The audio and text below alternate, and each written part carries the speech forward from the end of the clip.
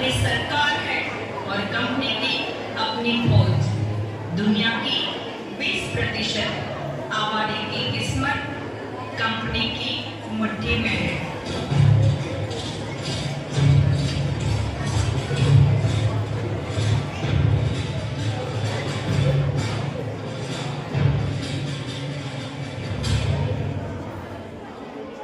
यही है एंटल राइफल, दुनिया की सबसे अच्छी राइफल है। तुम्हारे राइफल से 5 गुना ज्यादा शक्तिशाली है। और यह है इसका कारतूस, इसमें बारूद भी है और गोली भी।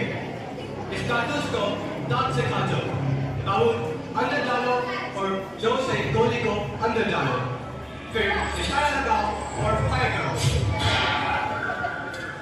सुब्रत, तुम ट्राई करो, तुम और तुम। कमो, जल्दी जल्दी आगे आओ, कमो। यस सर, कारतूस में चर्बी है सर, हम उसे मुंह में नहीं डाल सकते। लेकिन आप डाल गए। आपने मुझसे झूठ बोला, मैंने आप पर विश्वास किया और आपने मुझे धोखा दिया। मैं अपनी आंखों से देखकर आ रहा हूँ, वो फैक्ट्री, वो कारतूस, वो गाय, वो सुअर की चर्बी अपने जान से बाहर हूँ।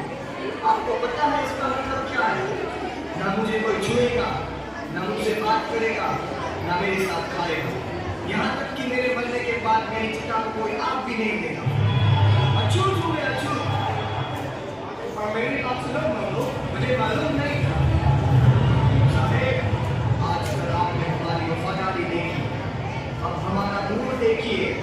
अब देखिए साहेब, ये कारतूस ऐसा फटेगा कि कंपनी सरकार की धज्जियां उड़ जाएगी। अपनी पिस्तौल वापस लीजिए कप्तान साहेब, आज से हमारी दोस्ती खत्म।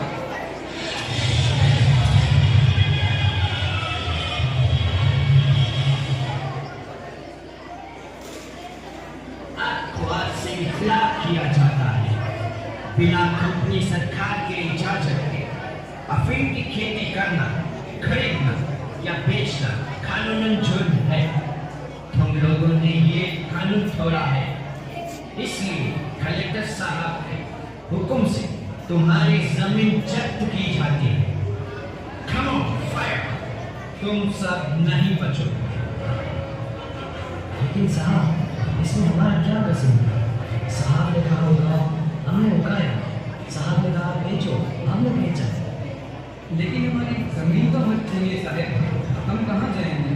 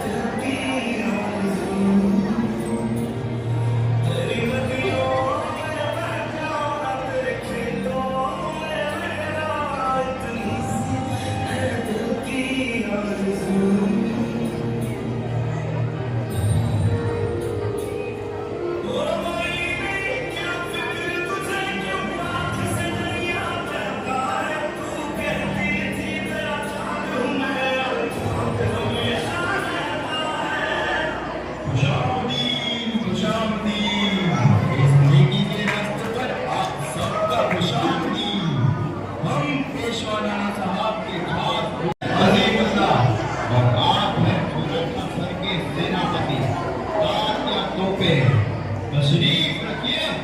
यहाँ तक आने की कोई खास वजह? जी, आप तो जानते हैं कंपनी सरकार ने धोखे से तमाम राजाओं के राज छीन लिए। दिल्ली छीना, अवध, झांसी, वो सब नाराज है।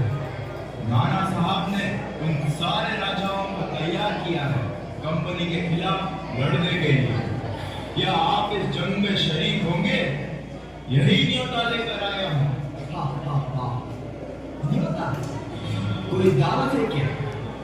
इन सब राजा नवाबों को हमने देख लिया है।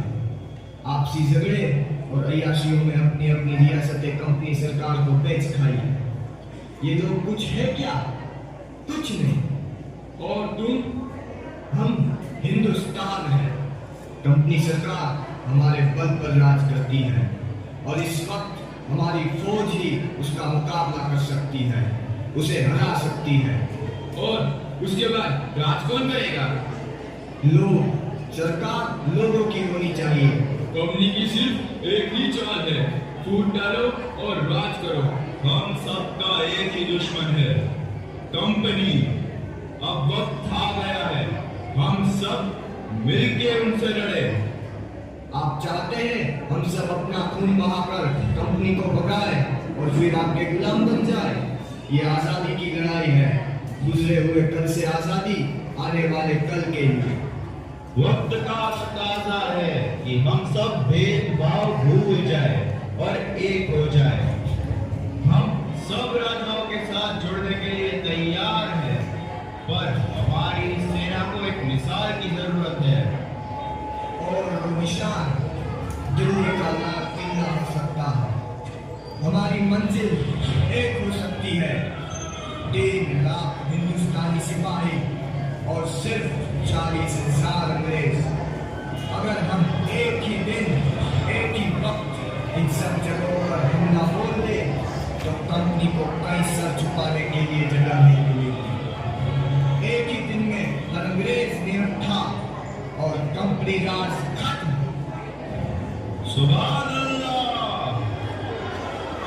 तो फिर तारीख भी तय, 31 मई। उस दिन सारा हिंदुस्तान उठेगा और आजाद हो जाएगा। तैयार हो जाओ, वक्त आ गया है लड़ने का और आजाद होने का। अपने हथियार उठाओ, आगे बढ़ो। हमें अभी छावनी पर धावा बोलना है। हमें जो करना है अभी करना है। सब अपनी अपनी बंदूकें लेकर आओ, जाओ जल्दी आओ। हमें उनका इंतजार करना चाहिए मंगल। हम उनका इंतजार नहीं कर सकते, हमें फौरन हमला करना होगा। ऐसा मत करो मंगल, तुम हम सबको मरवा दोगे। नहीं मंगल, अभी रुक जाओ। वक्त नहीं है, देख क्या रहे हो? जाओ जाओ। ये बातों में मत आओ, ये पागल हो गया। मेरी जल्दबाजी में हम सब मारे गए। हम रुक गए तो पूरा इख्तिलाफ मारा जाएगा। लेकिन मंगल अब हम तैयार नहीं है। अभी नहीं तो कभी नहीं। क्या हो गया है तुम लोगों को? दिखाई नहीं देता? जिस पल का हम इंतजार कर रहे थे वो पल आ गया है। वक्त आ गया है वचन निभाने का, मारने का और मारने का। उठाओ अपनी बंदूकें और लड़ो, लड़ो अपनी आजादी के लिए, लड़ो अपने आप के लिए। जाओ। तुम नहीं लड़ सकते, हथियार डाल दो वरना मारे जाओगे। अगर हमने हथियार डाल दिए तो शुरू होने से पहले ही इनकलाब मारा जाएगा। हम ऐसा नहीं होने दे सकते। मंगल ये बहुत सारे हैं, अब कोई उम्मीद नहीं, भाग चलो। हम जीत नहीं सकते मंगल।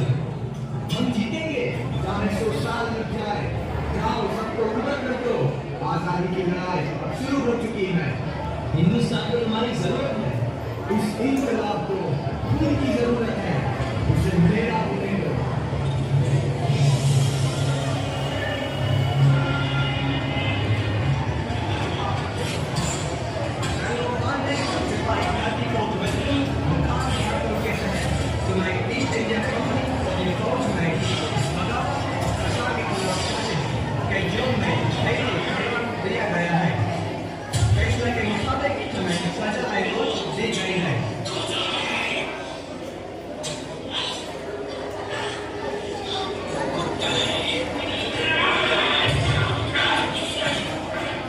नाना पांडे, तुम्हारी कोई आखिरी इच्छा?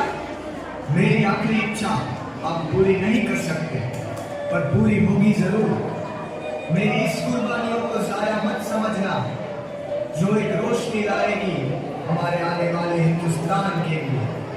हमारा अपना संविधान जो हमारी परेशानियों का समाधान होगा। एक आजाद भारत का संविधान, तब तक के लिए अपने अंदर के आग को बुझने मत देना। आपसे फिर मुलाकात होगी किसी और रूप में।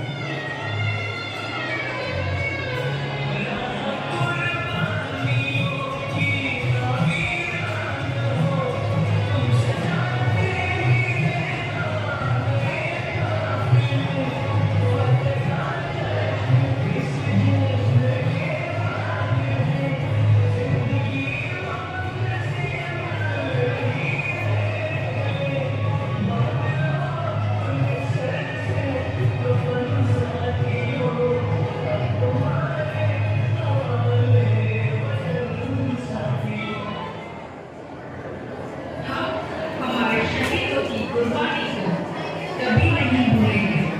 संकट पर हमारे सैनिकों ने आज भी अपने जरूरत को जिंदा रखा।